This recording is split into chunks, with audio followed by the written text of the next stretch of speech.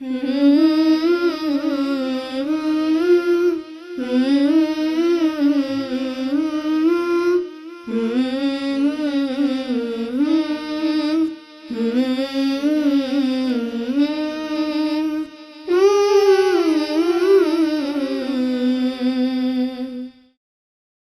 علیکم ورحمۃ اللہ وبرکاتہ۔ آپ دیکھ رہے ہیں پروگرام قرآن کی باتیں۔ یہ قرآن کی باتیں ہیں، رحمان کی باتیں ہیں، رحمان کی طرف سے نازل کردہ اس کلام کی باتیں ہیں جو کلام زندگیوں میں بھی تبدیلیاں لے کر آیا اور انسان کی پوری زندگی جو ہے وہ بدل کے رہ گئی الحمدللہ، آج سے 1400 سال پہلے، اور آج تک الحمدللہ ہم قیامت تک انشاءاللہ اس سے فیض اٹھاتے رہیں گے۔ ہم قرآن سے رہنمائی حاصل کر رہے ہیں استاذہ نگہت ہاشمی صاحبہ سے، ہم نے ان کو دعوت دی ہے۔ استاذہ السلام علیکم ورحمۃ اللہ وبرکاتہ۔ وعلیکم السلام ورحمۃ اللہ وبرکاتہ۔ کیا حال ہے آپ کے؟ الحمدللہ رب العالمین۔ استاذہ آپ کا بہت شکریہ، آپ وقت نکالتی ہیں الحمدللہ، اور ہمارے ساتھ اتنے سارے ہمارے ذہنوں کے اندر جو مسائل ہوتے ہیں، جو پرابلمز ہوتے ہیں، آپ ان کو سولو کرنے میں ہماری مدد کر رہی ہیں۔ اللہ تعالیٰ آپ کو جزائے خیر دے۔ آمین آمین۔ اچھا استاذہ، ایسا ہے کہ جیسے نا آج کے اس دور میں یہ انفارمیشن کا دور ہے اور فلڈ آف انفارمیشن ہے الحمدللہ، مطلب اسلام کے بارے میں، دین کے بارے میں ہم کوئی رائٹیس پاتھ اڈاپٹ کرنا چاہیں تو ہمیں انفارمیشن ہر جگہ سے مل رہی ہے، نیٹ پہ بھی مل رہی ہے، عام زندگی میں بھی مل رہی ہے، ہم لائیو لینا چاہیں، آن لائن لینا چاہیں، کتابیں ہیں، ای لائبریری پہ آپ کو مل جاتی ہے، ہر طرح سے انفارمیشن ملتی ہے۔ انفارمیشن بہت ہے، لیکن کیا وجہ ہے کہ وہ انفارمیشن اس طرح سے دلوں میں اترتی کیوں نہیں ہے؟ مطلب ہم بیٹھتے ہیں، ہم بات کو سن بھی لیتے ہیں، لیکن بات دل کے اندر اترتی کیوں نہیں ہے؟ بہت سارے لوگ ہیں جو بہت ساری ایمانی محفلوں کو اٹینڈ کرتے ہیں، جن کا الحمدللہ خیر ہوتی ہے دلوں میں، کرتے بھی ہیں، لیکن زندگیوں میں عمل اس طرح سے آتا نہیں ہے۔ استاذہ اس کی وجہ کیا ہے؟ سعدیہ اچھا سوال کیا آپ نے، کیونکہ یہ اکثر لوگوں کا مسئلہ ہے۔ جی۔ بات یہ کہ عمل کا تعلق انسان کے ارادے سے ہے جی اور اللہ تعالیٰ کی توفیق سے۔ بالکل۔ تیسری چیز انسان کی پلاننگ ہے۔ تین چیزیں غائب ہوتی ہیں۔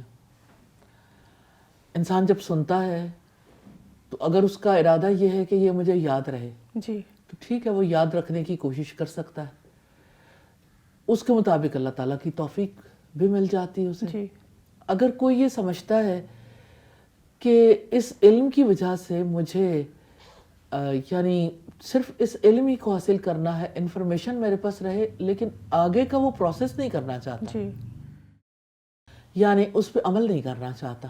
اب اگر کوئی عمل نہیں کرنا چاہتا، اس کا ارادہ ہی نہیں ہے، جی تو وہ دعا کہاں سے کرے گا، توفیق کہاں سے ملے گی، وہ پلان کیسے کرے گا؟ مثال کے طور پر کتنے لوگ ہیں جو کہتے ہیں ہمارا بہت دل چاہتا ہے ہم نماز کے پابند ہو جائیں، جی تو خواہش ارادہ نہیں بنتی، یعنی صرف انسان کے دل کے اندر ایک بات ہے تو انسان کا عمل بدل جائے، ایسا نہیں ہوتا۔ بالکل۔ اس کے لیے باقاعدہ طور پر یعنی آپ جب تک اس کی اہمیت کا احساس نہیں ہوتا، جب تک اس کے بارے میں پختہ ارادہ نہیں کرتے، نیت کا اخلاص نہیں ہوتا، اس وقت تک آپ اللہ سے دعا بھی نہیں کرتے، توفیق ہی نہیں مانگتے۔ اب آپ دیکھیں کہ کوئی خواہش بتاتا رہے، میں چاہتا ہوں کہ میں لوگوں کی خدمت کر لوں، میں چاہتا ہوں کہ والدین کی خدمت کر لوں، میں چاہتا ہوں کہ میں غریبوں کی مدد کر لوں، میں چاہتا ہوں کہ لوگوں کے پانی پلوانے کا انتظام کر لوں، تو یہ جو ہے نا، یہ محض یعنی جھوٹی تمنائیں ہیں۔ اگر کوئی تمنا سچی ہوتی ہے نا تو اس کے لیے انسان پھر پختہ ارادہ کرتا ہے، پھر دعا کرتا ہے، پھر پلان کرتا ہے، اور وہ چیز ہو جاتی ہے۔ اللہ تعالیٰ کے فضل و کرم سے انسان کو موقع مل جاتا ہے۔ اب اگر آپ دیکھیں کہ نارملی جب لوگ قرآن پڑھتے ہیں، نارملی جیسے لوگوں کے پاس انفارمیشن آتی ہے واٹس ایپ سے، مختلف سوشل میڈیمز کے تھرو، کتابوں کے تھرو، لیکچرز کے تھرو، جس بھی توسط سے کسی کو انفارمیشن ملی ہے، جب کسی نے پراپرلی توجہ ہی نہیں کی اس کی طرف، یا توجہ کر لی تو ارادہ نہیں کیا، ارادہ کر لیا تو دعا ہی نہیں کی، دعا کر لی تو پلان ہی نہیں کیا، جو چیز مس ہوگی کام نہیں ہوگا۔ آپ تو زندگی میں سچ بولنے کے قابل بھی نہیں ہوتے. بلا ارادہ آپ سچ بولنا چاہیں, بلا ارادہ جھوٹ تو آپ بول سکتے ہیں. بالکل. گرنا تو بہت آسان ہوتا ہے, لیکن اگر آپ سچائی والی زندگی اختیار کرنا چاہیں, آپ امانت والی زندگی اختیار کرنا چاہیں, آپ حیا والی زندگی اختیار کرنا چاہیں, تو آپ کو اس کے لیے ارادہ کرنا پڑے گا. اس کے لیے آپ کو جگہ جگہ جگہ جگہ ہنڈرنسز آئیں گی, آپ کی رکاوٹیں آئیں گی, ان کو عبور کرنا پڑے گا. اس کے لیے پھر بھی ہیلپ کی ضرورت ہوتی ہے. تو اس کی وجہ سے آپ کو مسلسل اپنے علم کو بھی تر و تازہ کرنا پڑے گا, اور علم والوں سے ایک ربط و تعلق میں بھی رہنا پڑے گا.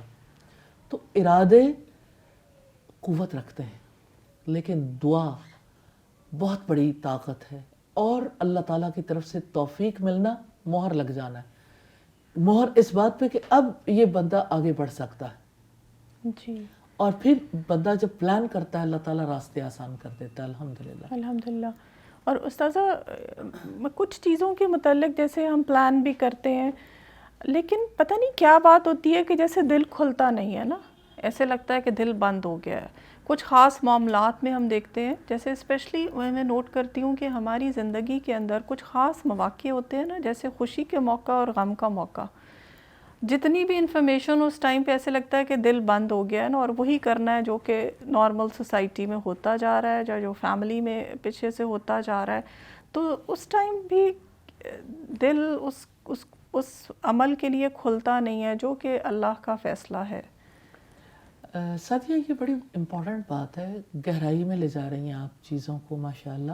بات یہ ہے کہ عین موقع پہ آپ جس چیز کے لیے کنڈیشنڈ ہیں وہ کام تو ہو جائے گا. یعنی آپ کی عادت ہے, رسم و رواج ہیں, آپ نے وہی دیکھا, وہی سنا, وہی کیا ہے, تو اس کے لیے آپ کو محنت نہیں کرنی پڑتی نا. اس لیے وہی طرز عمل اڈاپٹ کرنے میں آسانی ہے. آپ بہتے پانی کے ساتھ بہہ سکتے ہیں, آپ ہوا کے دوش پہ یا جس طرف کو ہوا چلتی ہے آپ اسی جانب جا سکتے ہیں, لیکن آپ کو اپوزٹ دا ونڈ جانا ظاہرہ محنت مانگتا ہے نا. اور ایسا نہیں ہوتا کہ عین موقع پر آپ کا دل کھل جائے, کم ہوتا ہے. اس کے لیے آپ کو مواقع سے پہلے محنت کرنی پڑتی ہے. آپ کی اس چیز کے لیے پورا طریقے سے ذہن سازی ہو, لاجیکلی آپ کنونسڈ ہوں, آپ ارادہ کر لیں کہ اب میں نے اسی طرح سے اپنے معاملات کو انجام دینا ہے, اور اللہ تعالیٰ سے آپ دعا کریں, توفیق مانگیں. پھر آپ جب ارادہ کرتے ہیں تو جب موقع آتا ہے تو آپ اس کے لیے پھر اسی طرح سے پلان کر لیتے ہیں. اب دیکھیں, مثال کے طور پر اگر کسی شخص نے زندگی میں سوچا ہی نہیں کہ جب میری ڈیتھ ہوگی تو میرے جو معاملات ہیں وہ کس طرح سے ہوں گے. جیسے فرض کریں کہ کوئی شخص ڈیتھ سے پہلے اپنے گھر والوں کو کبھی اس بارے میں تلقین ہی نہیں کرتا. نتیجتاً جب وہ اس کی ڈیتھ ہوتی تو گھر والوں کو نہیں پتا ہوتا اب ہم نے کیا کرنا ہے. اب لوگ حاوی آ جاتے ہیں ان موقع پہ, تو پھر جو کچھ ہوتا ہے وہ یعنی ہوا کے دوش پہ ہی ہوتا ہے. وہ کہتے ہیں نا, ہوا کے دوش پہ رکھے ہوئے چراغ ہیں ہم, جو بجھ گئے تو ہوا سے شکایتیں کیسی. تو آپ دیکھیں کہ آپ ایک ایسے سلسلے کو اپنائے ہوئے ہیں جہاں پہ آپ نے یعنی ارادتاً کوئی کام نہیں کیا, دعا نہیں کی, توفیق طلب نہیں کی, آپ نے کوئی پلان نہیں کیا, تو کس طرح سے ہوگا. ڈیتھ کے موقع پہ پھر جو کچھ ہوتا ہے وہ ارد گرد والوں کی مرضی کے مطابق ہو جاتا ہے. خوشی کے موقع پر ہوتا ہے تو انسان ارد گرد والوں سے پوچھ لیتا ہے کہ اچھا ٹھیک ہے اس موقع پہ کیا ہوتا ہے, تو جو پھر لوگ گائیڈ کر دیتے ہیں اسی کے مطابق انسان بھی بہہ جاتے ہیں. یہ تو بڑے پختہ ارادے کی وجہ سے ممکن ہوتا ہے کہ انسان سنت کو فالو کر سکے, اللہ تعالیٰ کے احکامات کے مطابق چل سکے. اسٹرانگ کنوکشن بہت ضروری ہے. اور استاذہ اس کے ساتھ ساتھ ایسا فیل ہوتا ہے مجھے کہ اللہ کے خوف کے اوپر دنیا کا خوف بھی غالب آ جاتا ہے. اس لیے کہ دنیا کا خوف تو برتتے رہتے ہیں نا, جی, اور اللہ تعالیٰ کا خوف برتتے نہیں. ایسے ہی ہے. تو اللہ تعالیٰ کا خوف جو ہے اس کے لیے محنت کرنی پڑتی ہے نا.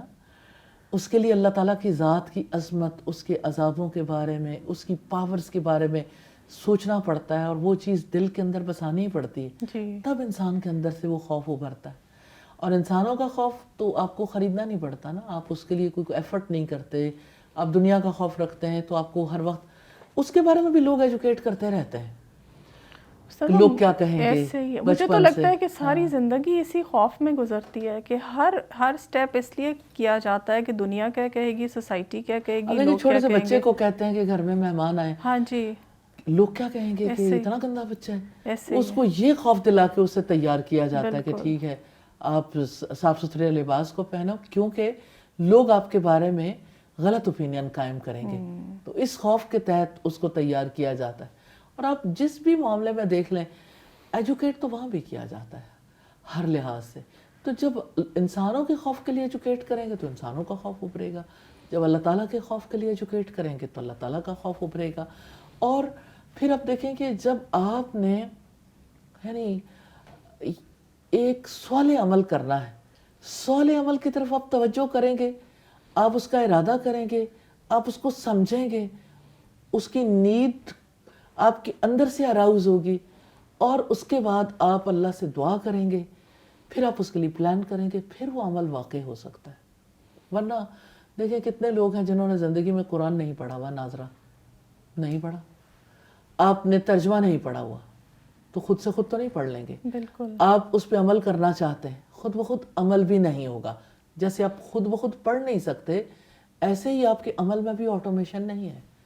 عمل کے پیچھے ارادے کی پاور ہوتی ہے, دعا اللہ تعالیٰ کی توفیق ہوتی ہے, الحمدللہ.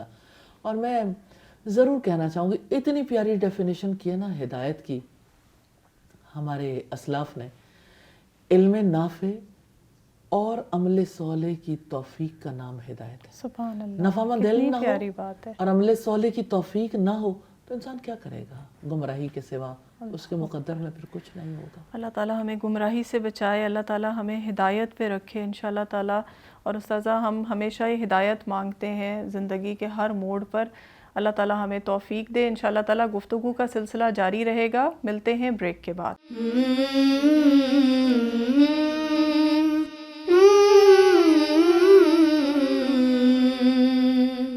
Welcome back. ہم بریک پہ جانے سے پہلے استاذہ آپ بات کر رہی تھی کہ جیسے انسان جو ہے وہ ہدایت پہ رہنے کے لیے کافی سٹرگل کرنی پڑتی ہے, اور اللہ تعالیٰ ہمیں گمراہی کے اندھیروں سے بچائے. تو استاذہ جب ہم ہدایت پہ رہنا چاہتے ہیں تو ایک ٹرم ہے جو ہم زندگی میں بہت سنتے ہیں کہ اللہ تعالیٰ ہمیں شرح صدر عطا فرمائے. تو ایک کامن لے مین کو شاید اتنی سمجھ نہ ہو کہ اصل میں یہ شرح صدر ہے کیا, تو آپ ایکسپلین کریں گی اور یہ کیسے ملتی ہے؟ بہت اچھی بات ہے, ماشاءاللہ آپ نے جو سوال کیا. میں ایک واقعے کے توسط سے آپ کے سامنے یہ بات رکھنا چاہتی ہوں. حضرت موسیٰ علیہ السلام کی زندگی میں بڑے اپس اینڈ ڈاؤنز آئے. پیدا جس ماں کے گھر ہوئے تھے, اللہ تعالیٰ کا حکم آیا بچے کو صندوق میں بند کرو اور دریا میں بہا دو. جی. ماں کا دل کیسے اڑا چلا جا رہا تھا, لیکن اللہ تعالیٰ نے تسلی دی, اور پھر کس طرح سے پانی کی لہروں پہ بہتے بہتے فرعون کے محل کے باہر پہنچے, اور فرعون نے کیسے اڈاپٹ کیا, اور کس طرح سے پھر حضرت موسیٰ علیہ السلام اپنی ماں کے پاس واپس پہنچا دیے گئے. بالکل. ماں کی تربیت میں رہے, کس طرح سے وقت کٹا, اور پھر دوبارہ فرعون کے محل میں آ گئے. زندگی کی ڈیفرنٹ سٹیجز ہیں جو ہمیں نظر آتی ہیں. اب انہوں نے ایک طرف تربیت پائی ہے ایک نیک صالح ماں سے, دوسری طرف آداب شہنشاہی بھی سیکھے ہیں, اور اب ایک ایسی شخصیت ہے کہ جنہوں نے دو طرح کا ماحول دیکھا, اپنی قوم کو پستے دیکھا اور ظلم کرنے والوں کے درمیان رہے ہیں. اب جب حضرت موسیٰ علیہ السلام ایک واقعے کے بعد مدین چلے گئے, 8-10 سال مدین میں گزار کے آئے, اللہ تعالیٰ نے انہیں حکم دیا کہ آپ یعنی اس قوم کے پاس چلے جاؤ بنی اسرائیل کو چھڑوانے کے لیے. اور اس طرح سے حضرت موسیٰ علیہ السلام کی اللہ تعالیٰ سے جب ملاقات ہوئی تو فرعون کے دربار میں پہنچے. پھر آپ ایک واقعات کی ایک چین ہے کہ کس طرح سے فرعون نے حضرت موسیٰ علیہ السلام سے یہ کہا کہ آپ کوئی نہ کوئی یعنی جو جادو ہمیں دکھا رہے ہیں نعوذ باللہ, یہ کیا سب کے سامنے بھی لا سکتے ہو.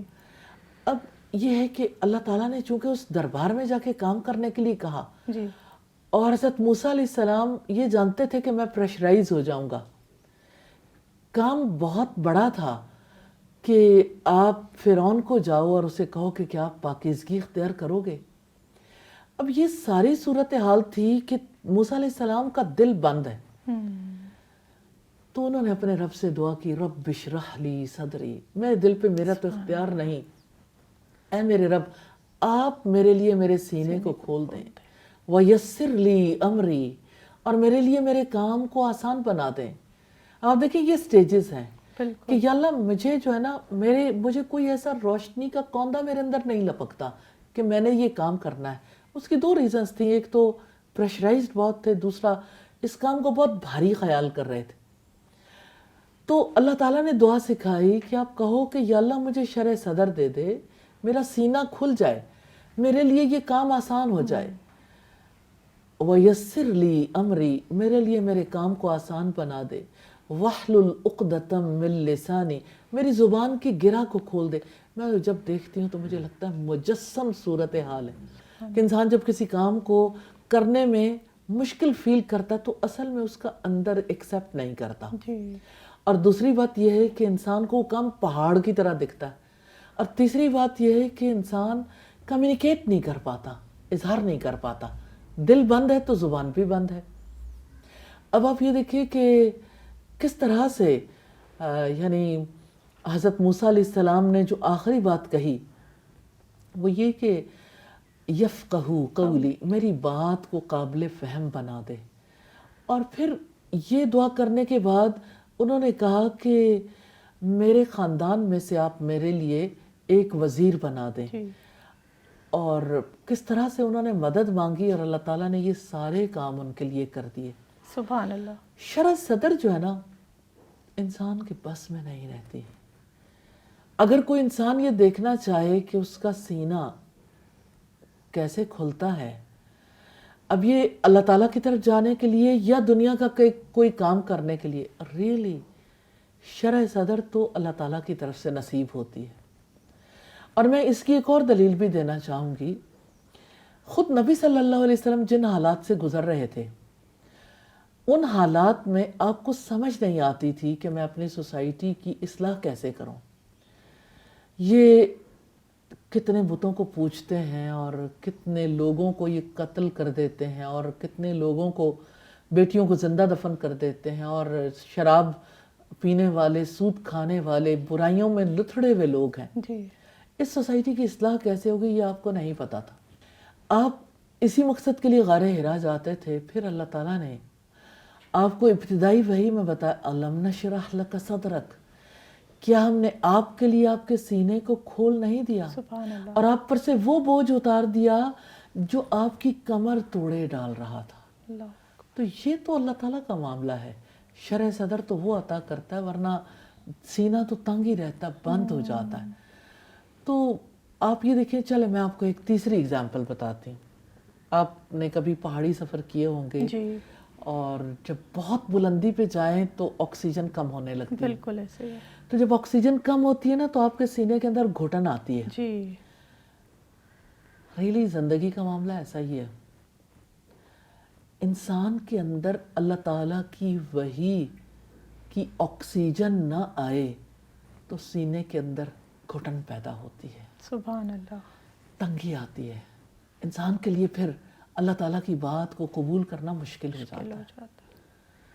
تو شرح صدر تو اللہ تعالیٰ عطا کرتے ہیں. اللہ تعالیٰ سے ہی ہم دعا کرتے ہیں ہمارے معاملات کو ہمارے لیے آسان کر دے اور ہمیں ان معاملات کی حقیقت سمجھا دے. آمین آمین. استاذہ آپ نے بہت خوبصورت طریقے سے سمجھایا کہ اصل میں شرح صدر یہ ہے کہ آپ کا سینہ کھل جائے. جب سینہ کھل جاتا ہے تو پھر الحمدللہ جو بات بھی کی جائے وہ ڈائریکٹ اندر جاتی ہے نا. اس کو ہم ایسے ہی سمجھتے ہیں کہ جیسے اگر کوئی ہمیں یہاں سے سینے کو بند کر دے تو آپ کچھ بھی اندر ڈالنا چاہیں تو اندر نہیں جائے گا نا، یہیں اٹک جائے گا.